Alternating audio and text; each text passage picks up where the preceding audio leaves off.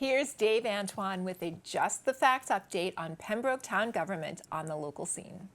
The Pembroke Select Board held a special meeting on October 8th with a public hearing on a previous noise complaint at the Somewhere Else Tavern on School Street. Town Manager Bill Chenard began with a presentation, an administrative review of the business permit and a complaint timeline, an overview of the town's responses, the board's amendment and modifications made to date, a look at Mass General Law and its relation to the amendment, and the board's vote for the next steps involved. With a well-attended audience, Bill concluded his presentation with the evaluation criteria, ultimately the subject to be discussed by the board. This criteria asks questions such as an unreasonable increase in the level of noise in this area as a result of the town-issued outdoor live entertainment license, a state referral of a complaint to a minor child abutter, efforts in sound measurement and reduction, potentially amending the license itself, and if the license has unreasonably increased the noise in the area. The board called on Deputy Police Chief Wendy LaPierre to speak first about their previous visits to the site. Wendy felt that the noise was excessive during their first visit, but not as loud as their second visit, bringing up a later call from a resident that the sound had been louder.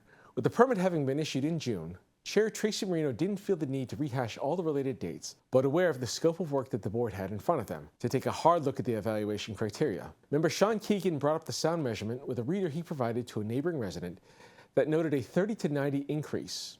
Admitting to being peeved, an attorney representing the tavern spoke before the board to make their case, which was largely tense.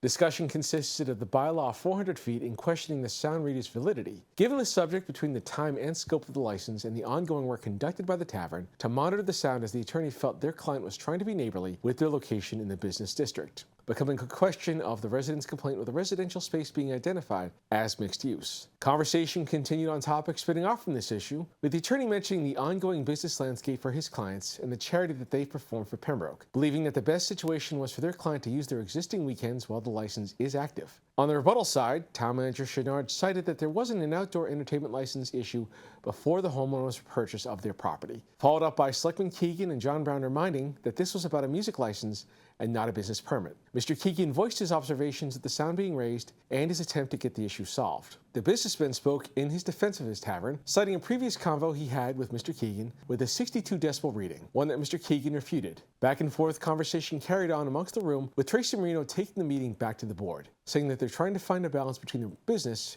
and the residents. Tracy cited one complainant more that it needs to be considered by the board. Selectman Flynn tried to find a middle ground of bringing the band inside while holding onto the license while finding a solution, one that the attorney said wouldn't be possible due to the size and layout of the business.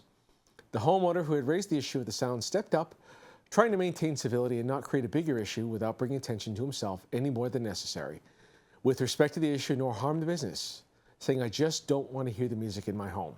The resident indicated that the audio baseline in his home was between 30 to 40, but with the music, it's at an 80, bringing it thousands of times louder. Another resident spoke in defense of the business, feeling that Somewhere Else was being singled out over other businesses. The discussion came back to the board, with Selectman Brown feeling that this now summer-long issue, that this outdoor live entertainment license, if denied for one business, should be denied for all, given the kind of precedent that this license sets for similar businesses in town.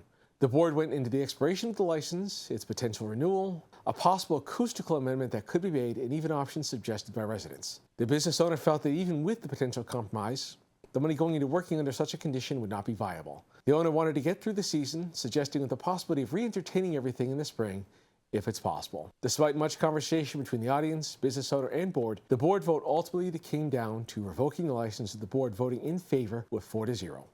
The board adjourned shortly after. This has been your Pembroke Government Access on the local scene.